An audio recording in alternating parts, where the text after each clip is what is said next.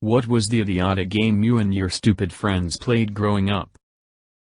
My buddies and I used to turn all the lights out in the basement and throw those giant exercise balls through the pitch blackness in random directions trying to hit each other. The fear, the anticipation, and the sound of the ball whistling through the dark. The game had only downsides and shouldn't have ever been created. Water balloon fights with the addition of 1 or 2 death missiles that were milk jugs full of water. I read that initially as water balloons full of milk, which would be a different kind of death missile. The neighborhood had to come together to stop us once we started filling balloons with literal piss and launching them at each other with those 3-man slingshots. This was also during summer in North Carolina, so they were extra ripe. Boys are honestly the foulest creatures. I did this with the neighborhood kids.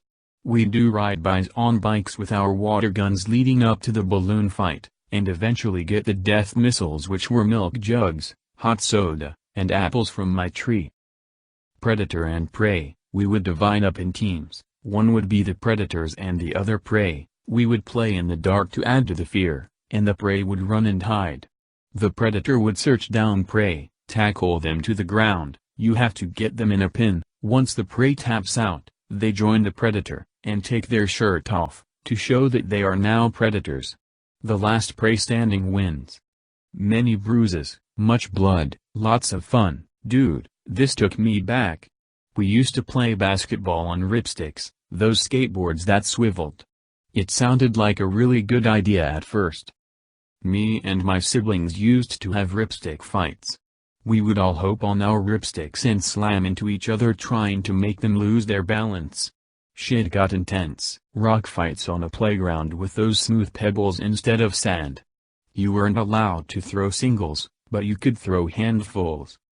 Wait, I can't believe I found this. This is exactly what we did too. And if someone ended up crying, most of the time, the game paused until they stopped crying or until they start throwing pebbles again. Capture the flag in the woods with only one pump of the BB gun. One time we thought it was a good idea to throw darts up in the air, through a bunch of trees, friend's backyard, and run away so you don't get hit. That lasted maybe an hour or so until one came down in a friend's shoulder. I once shot a kid in the forehead with a BB gun, and he started bleeding all over the place.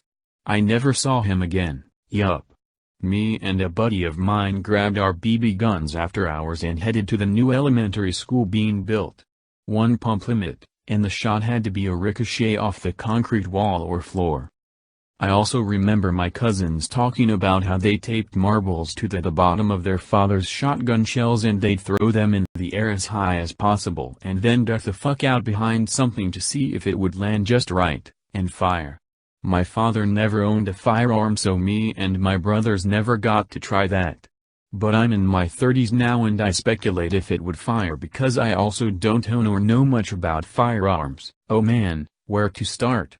I think my personal favorite was a game where you could smack someone in the face if they asked a question that ended in a one-syllable word. I think we got that one from a movie or show. It lasted forever, and we all got clever with how we phrased out questions. And this was in school, so if we were in class and someone asked a bad question, you could call them R and smack them after class. Then there is the classic doorknob. If you burp or fart and someone said doorknob before you called safety, they could punch you in the arm until you touched a doorknob. The beauty of that was very few doors in our school had doorknobs, and we didn't count door handles. Edit. Also, the circle game. Safety man, that brings back some memories. We also had a game at school that largely revolved around trying to steal someone's bag in class, then turning it inside out and sealing it up again, then sliding it back. The circle game. I hope it's not the one I'm thinking of. Damned doorknob, it got so bad I started saying it in my sleep and only found out when my roommate asked why I said safety in my sleep. Also had to make sure where the nearest doorknob, not levers, handles, or any other type of door opening contraption, was when I was around my cousins, super slugs. At a sleepover we would climb head first into our sleeping bags and then stand up and then try to run into each other. You were more likely to run into a wall or a table though. Played a version kinda like this but with wrestling. Called it Worm Wars. Off top of my head. Playing baseball with a basketball and metal bat. Oh, my brother thought it was a good idea to allow me to try when I was young. That bat came right back and hit me in the forehead. Shit lumped up like a golf ball. I can one-up that. How about playing stickball with a rubber dodgeball and fucking horseshoe stakes? That lasted until one of the stakes slipped out of my hand and went straight through the basement window. We are lucky no one got a concussion. You must reminded me of a time when my friend's father had the bright idea to pitch golf balls to us for batting practice. Man. That was dumb. We would dump all of our Legos and Hot Wheels toy cars onto the trampoline and jump on it barefoot. The pain was excruciating but all the toys flying around looked and sounded super cool. If waterboarding a terrorist doesn't get answers, it's nice to have a strong backup torture method. You too? My friends and I would do this with all the random toys we had. It evolved into a last man standing deal where whatever one stayed on the longest gained immunity for a round. My old Hopper toy from Bug's Life was the grand champion for a long time before one bad bounce sent him sailing over like a two fences. Good times, Mr. President. One person would put two fingers over their ear like they're talking on comms. Eventually everyone would notice and do it too. When one person is left who hasn't noticed, you yell, "Mr. President. There's a shooter. Get down," and then you all tackle him. Did this at prom. 10/10ths would recommend tackling in formal wear for authenticity. Yo, my friend group played this too. Lunchroom was always fun.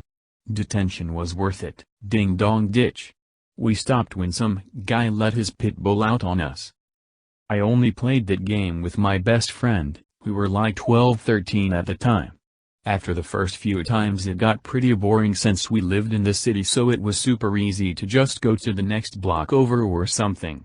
We ended up playing Ding Dong Stay instead.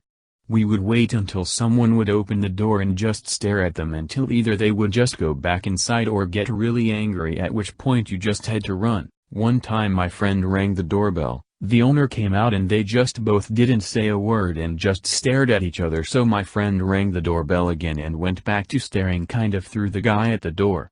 Then he rang the doorbell again and the guy just kind of busted out laughing. I'm guessing one of his neighbors told him we did that to him before and he was testing us back, but that was such a great moment for us as we could not fucking stop laughing afterwards at the pure silence. We used to play hot potato. One person would go to one end of the hallway and another person would go to the other end. Sit down with your legs spread wide open. Then you'd take turns lobbing a potato at each other's nuts. First person to get sacked by the potato lost. Or if you flinched, your opponent got to get up and tag you in the nuts, which equals a loss. I think we may have played different hot potatoes, acerns and bridges. Yes, I know that is not how acorns is spelled. We lived by some woods, and there was a path that went through them, one part being a long bridge over a trench type thing under it. The objective was that you had 3 chances to throw an acorn as far as you could across the bridge. Those fuckers would bounce all over the place when they landed and you had to hope they didn't fall off the side through the railing. The furthest acorn won. Our tournaments would go on for hours, and we could only play during the winter when there were acorns on the ground. The most important rule was that if you pronounced acorn the correct way, and not acern, you lost a throw. This is gonna get buried, I'm sure, but here goes. My idiot friends in high school had this game we would call the slap bet, where every week you had 3 slaps, full strength, on anyone who opted in to play the game. The rules were, revenge was encouraged but immediate retaliation was unallowed. That's a fight, and this is about strategy and cold brew revenge. A blocked slap was still expended and blocking was the one time you could retaliate in the moment, a sort of counter-attack. You could not slap the same person more than once a week, the same person could only be slapped a maximum of twice per day, and you could opt out at any time. Now it's important to note, that in the end about 20 or so people were playing, so a hand could be thrown at you from anywhere. In the end everyone had a laugh about it, but also probably some trust issues. It was all fun and games after all. That said, rivalries ran deep and long. Some of them were pretty creative, shit like hiding in lockers, distractions, traps, you name it. One that comes to mind for me was a buddy of mine I went back and forth with pretty regularly, but like I say, everyone was friendly, so when he offered me some crackers I was like, oh hey thanks man, looking down, holding the bag with one hand and reaching my hand into the bag with the other. Next thing I knew I was on my ass covered in goldfish crackers with this sly motherfucker standing over me looking like he just won the Cold War. Good times. Edit. Added crackers because people thought I was covered in literal goldfish. Subscribe for the best Reddit stories.